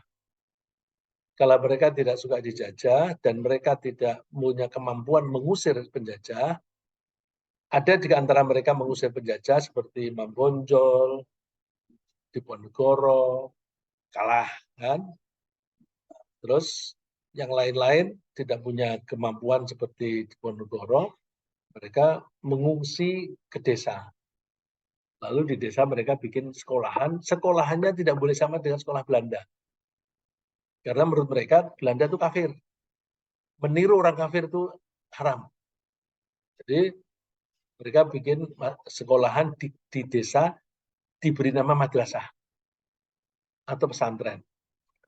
Nggak boleh pakai nama sekolah.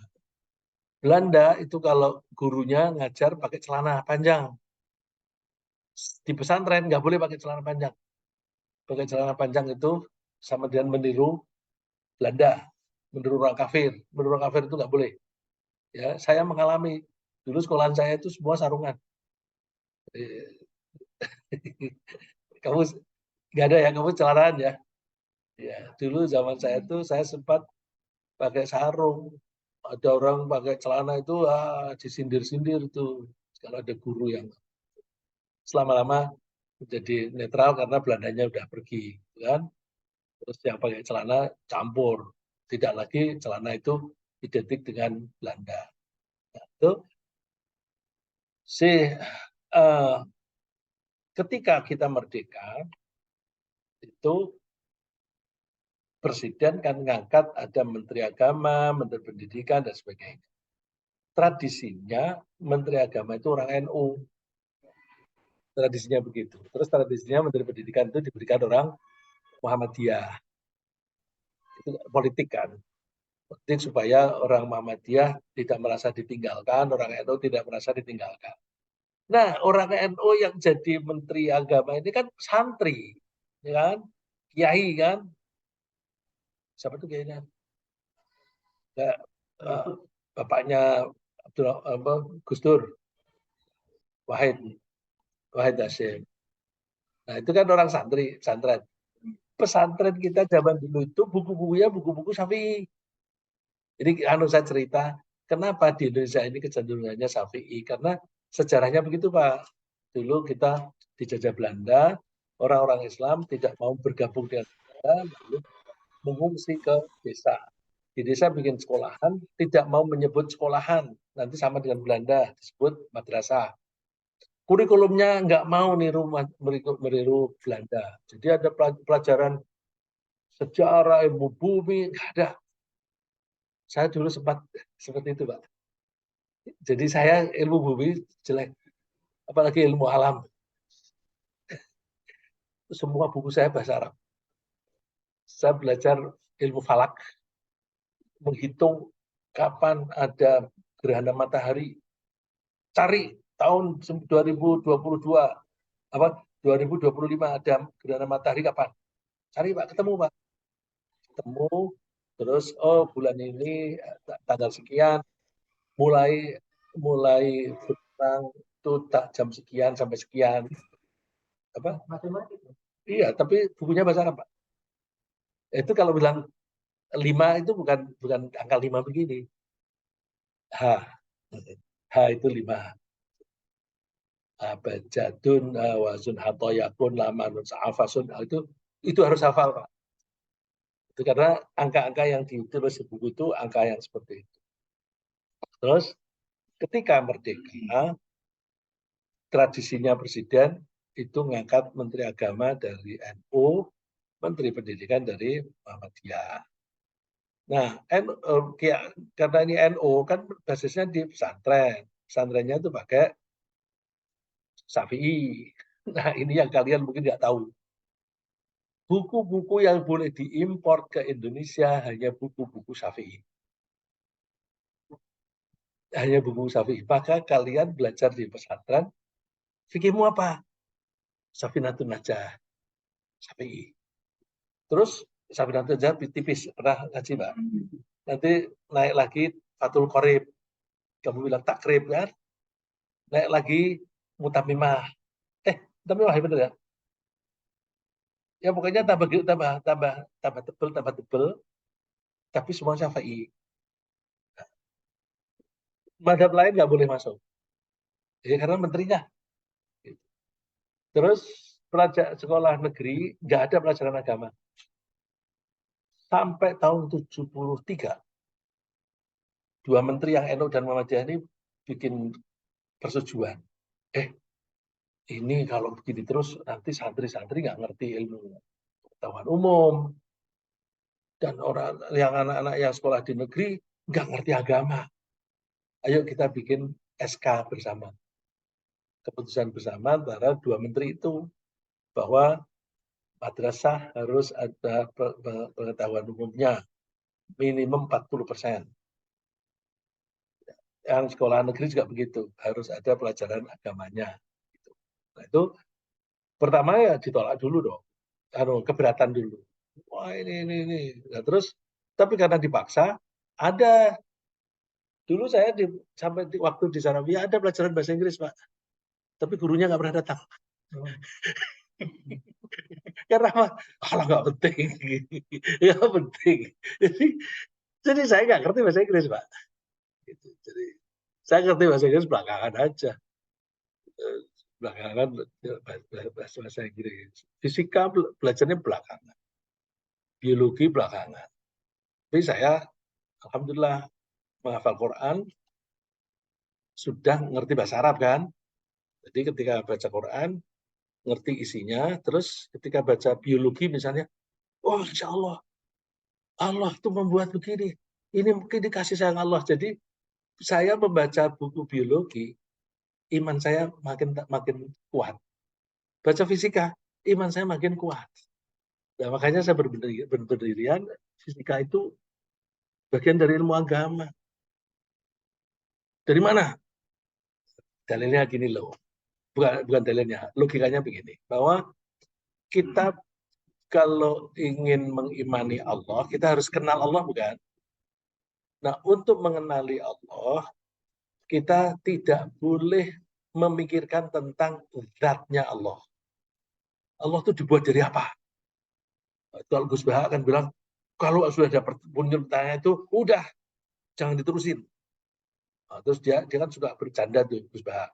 Aku kalau udah pikir seperti itu, udah aku lepaskan buku, nonton TV. Biar perhatianku ke situ supaya tidak ada pertanyaan lagi. Ini setan ini ya, yang tanya Allah itu dibuat dari apa? Tinggalkan. Dia mencari perhatian yang lain gitu. Oke, kita tidak boleh memikirkan zatnya. Tapi kita harus kenal Allah. Yang kita pelajari apanya? Sifat dan perbuatannya. Af'al dan sifat. Af'alnya Allah itu hasil dari yang dilakukan oleh Allah itu fisika. Fisika. Jadi ada benda ini jatuh ke bawah. Biologi juga. Tanam bisa tumbuh. Ya, jadi kalau kita belajar biologi, belajar fisika, jangan niatnya belajar ilmu umum. Aku ingin mengenal Allah. Bagaimana Allah sayang kepada kita dalam bentuk membuat tanaman itu bisa tumbuh. Nah, ya, jadi saya ingin promosikan ilmu fisika itu bagian dari ilmu tauhid. Maka kalau kamu hanya jadi kiai hanya karena pinter nahwu sorof, kamu nggak bisa menjelaskan. nggak bisa menjelaskan. Karena Al-Quran itu, ya ada yang harus diterangkan dengan ilmu fisika, ada yang harus diterangkan dengan sosial, dan sebagainya. Itu semuanya adalah af'al Allah. Af'al Allah itu kita menyebutnya apa? Sunnatullah bukan? Sunnatullah. Lah kalau itu sunnatullah, kita belajar fisika, kalau diniati aku mempelajari af'alnya Allah, ya dapat pahala. Di af'alnya Allah itu, nanti kalau kita pelajari, oh ternyata Allah membuat ada tanah yang subur, tanami padi, ada yang nggak cocok untuk padi. Ada yang cocoknya ditanami bawang. Ada yang cocok tuh singkong. Ada yang cocoknya ditanemin jati. Padi nggak tumbuh di situ. Kenapa begitu? Kasih sayang Allah. Allah tahu bahwa kebutuhan kita macam-macam. Kita tidak hanya butuh makan, kita juga butuh rumah. Rumah itu butuh kayu-kayu. Kayu-kayu ini Allah bikin, ini tanah ini cocoknya untuk kayu. Kamu tanamin kayu aja. Nah, jadi, oh ternyata di situ tidak cocok padi itu karena Allah sayang kepada kita. Kalau kita tidak pelajari itu kan, oh itu tanahnya tandus tuh, makanya orangnya miskin-miskin. Nggak nyambung kan? Nggak, memang dibuat oleh Allah tandus supaya itu cocoknya yang lain. Ada yang lebih tandus lagi tuh. Kenapa? Gunungnya itu kapur. Lebih tandus lagi, tapi nggak tumbuh-tumbuh. Kenapa? Ya, kamu kan butuh semen. Itu bikin tembok. Itu kalau nggak ada semen gimana tuh? Supaya ada semen, bikin gunungnya itu kapur. Gitu. Jadi ketika mempelajari geologi, oh Allah sayang sama kita ini. Nah sayang itu kan sifatnya Allah. Jadi mempelajari sifatnya Allah dilihat dari af'alnya Allah. Allah kalau berbuat begini, oh dibalik itu ada kasih sayang Allah. Oh itu dibalik itu ada kasih sayang Allah. Jadi kita tidak akan bisa mempelajari tauhid dengan baik kalau kita tidak mempelajari fisika, biologi dan sebagainya. Gitu.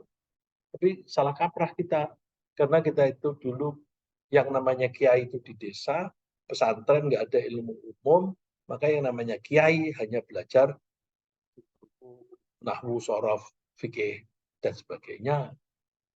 Tapi fisika dianggap itu ilmu dunia. Enggak, itu tauhid gitu. Ya. Mohon maaf saya sampai belok ke sana. Ini tadi saya cerita. Ustadz boleh nanya ya? Silakan Ibu. Kaitannya dengan fisika tadi, Pak Ustadz, kebetulan saya adalah dulunya guru fisika. Ya. Pernah nanya sama Pak Ustadz, kan mengajar alam falak juga ya Pak Ustadz, gerhana gitu, misalkan kenapa planet tidak jatuh ke matahari gitu. Apakah itu termasuk amal jariah ya Pak Ustadz? Oh, guru fisika itu. tergantung niat kan Bu, tergantung niat kan Bu. Iya, dulu kan nggak ngerti gitu Pak Ustadz. Ya pokoknya ngajar, cuman niatnya, oh saya mau mengajar gitu. Karena Allah tidak berpikir bahwa itu adalah apa berpahala atau begitu gitu Pak Ustadz. Gimana itu Pak Ustadz? Yang dulu Sering nggak kepikiran. Gini, yang dulu sudah lewat. Ya. Sekarang kan Ibu ahli fisika. Boleh anggaplah pinter fisika ya, bukan ahli. Dulu sekarang pensiun. Nah, sekarang kalau cucu lagi belajar, sini aku ajarin fisika tuh gini loh. Iya, sering ngajarin cucu Pak Ustadz. Bu, kaitkan dengan ketuhanan. Iya Ya. Pak Ustadz. Ibu kaitkan dengan ketuhanan, jadi sambil Ibu menerangkan itu, sambil menanamkan keimanan. Soalnya Ibu kan cerita, air itu kalau dipanasi 100 derajat mendidih. Kalau suhunya diturunkan 0 derajat, dia beku. Kenapa begitu, Nek? Ya itu karakternya air memang begitu. Nah itu tidak menghubungkan dengan Allah. Kita biasanya kan kalau ditanya, kenapa begitu? Ya karakternya air memang begitu. Jadi itu orang itu menganggap air itu pinter sehingga dia bisa berperilaku seperti itu. Enggak, air itu seperti itu karena dibuat oleh Allah begitu. Kenapa Allah membuat begitu? Karena Allah sayang. Sayangnya di mana? Bah, air itu kan tempatnya di laut dan asin. Kita butuh minum air yang tawar. Allah begitu sayang pada kita, Air laut itu diambil airnya saja, garamnya ditinggal. Garamnya tinggal. Caranya gimana? Diuapkan. Jadi destilasi kan? Iya, Destilasi. Pak Ustadz. Diuapkan. Dengan uap itu hidrogen dan oksigennya pisah. Nanti terus kemudian karena itu gas itu ringan, dia naik ke atas. Sampai di atas dingin sekali di sana. Karena pendinginan itu hidrogen dan oksigennya itu mengembun. Jadi Kondensasi. air kondensasi ya. Terjadilah kondensasi. Kondensasi jadi berat. Berat lama-lama menjadi banyak sekali, nggak kuat nahan. Jatuh. Iya. Nah, jatuhnya ini maksudnya dijatuhkan oleh Allah, ini aku kasih minum kamu. Ini aku kasih air biar kamu mandi bersih. Gitu. Jadi Iya, Pak Ustadz. Ibu orientasinya aku menerangkan tauhid kepada anakku, bagaimana cara Allah berperilaku, bagaimana cara Allah menyayangi kita. Gitu. Iya, Pak Ustadz. Kalau mengajar biologi misalnya, mana lebih produktif kambing, rusa dibanding dengan harimau? Lebih produktif rusa dan kambing kan? Iya. Ya karena apa? Ya karena itu disediakan untuk makanan kita, manusia. Tapi kalau di hutan itu terlalu banyak, nanti rumputnya nggak cukup. Karena rumputnya nggak cukup, harus ada yang makan mereka. Harus ada yang membunuh. Disediakan oleh Allah pembunuhnya, harimau. Nah, harimau kan butuh makan. Jadi Allah menyediakan makanan untuk harimau. Kita melihat sadis amat itu harimau. Itu punya peran supaya terjadi keseimbangan gitu. Keseimbangan itu penting. Tapi Allah membuat binatang yang untuk manusia dibuat oleh Allah jinak. Dan binatang yang tidak boleh dimakan dibuat buas. Coba yang disediakan untuk makan. Kambing, sapi, onta, jinak kan. Disuruh apa-apa nurut. Mau disembelih pun, ini orang lagi ngasah pisaunya, dia diem aja. Bodoh amat sih, goblok. Iya, memang dibuat oleh Allah goblok. Biar nurut, gitu. Jadi Allah membuat begitu itu untuk manusia. Oh ya Allah, Allah itu maha pengasih ya. Yang untuk makanan kita itu dibuat jinak, dibuat supaya jinak, dibuat bodoh. Itu. Jadi Allah membuat seseorang pintar atau bodoh karena kasih sayang. Tapi manusia ada yang bodoh, dia sendiri yang milih. Bodoh kita itu kita pilihan kita karena dipaksa oleh Allah. Ya Bukan kalau pilihan kita. kamu nggak mau belajar ya nanti kan bodoh. Jadi kalau kamu bodoh pilihan siapa? Pilihanmu sendiri, kamu nggak mau belajar. Gitu kan? Jadi, mau pinter atau bodoh itu pilihan. Kalau kamu jadi orang bodoh berguna nggak? Berguna, berguna. Karena orang kalau pinter disuruh nggak mau. Terus coba kalau nggak orang pinter semuanya, nggak ada tuh yang menanam padi, nggak ada tuh orang yang mau jadi sopir, gitu kan? Jadi diperlukan orang bodoh itu supaya ada yang menjadi tukang. Tapi kamu jadi tukang atau bukan, pilihanmu sendiri, gitu, ya kan? Nah itu jadi kita selalu orientasinya Allah. Baik. Jadi ini tapi saya beloknya sudah 8:30 ya. Jadi, Terima kasih Pak Ustadz. ya, seharusnya tadi sudah ditutup, tapi sudah 8:30 ada entah kenapa saya tadi belok. Biar ini santri-santri itu lebih rajin baca Quran, lebih rajin memahami artinya, terus nanti bisa menerapkan. Ya. Saya merasa, ya semuanya orang kan merasa beruntung, tapi keberhasilan seseorang itu tidak selalu polanya sama dengan orang lain. Jadi misalnya saya belajar bahasa Arab dulu baru menghafal Quran. Apakah itu lebih baik? Enggak. Menghafal dulu baru belajar bahasa Arab itu juga baik. Adik-adikku umumnya, terutama yang perempuan, nggak ngerti bahasa Arab. Sekarang ya makin belajar makin ngerti lah. Sekarang makin ngerti. Tapi waktu menghafal nggak ngerti. Tapi kelebihannya apa? Mereka hafalan Qurannya jauh lebih bagus daripada aku. Ya. Tapi saya memuji bahwa mereka hafalannya itu jauh lebih bagus daripada aku. Jadi kalian kalau sekarang belum ngerti bahasa Arab jangan kecil hati. Tapi belajar jangan berhenti. Ya, belajar jangan berhenti. Makanya sih ini Fathur sudah menghafal Quran, terus kuliah, jalanin terus. Tapi sambil setorannya disiplin ya. Ya saya kira sementara sampai di sini dulu. Mudah-mudahan apa yang kita pelajari ini bermanfaat, bisa kita terapkan ketika kita sholat. Kalau ada kekurangan atau kesalahan saya mohon maaf. Mudah-mudahan Allah selalu membimbing kita dalam melaksanakan perintah-perintahnya dan kita bersedia meninggalkannya. Dengan demikian kita masuk orang-orang yang taat kepada Allah sampai akhir hayat. Amin. Subhanallahumma bihamdika asyhadu an la ilaha illa anta astaghfiruka wa atubu ilaik. Waalaikumsalam warahmatullahi wabarakatuh. Terima kasih Pak Ustadz. Terima kasih Pak Ustadz. Sehat selalu.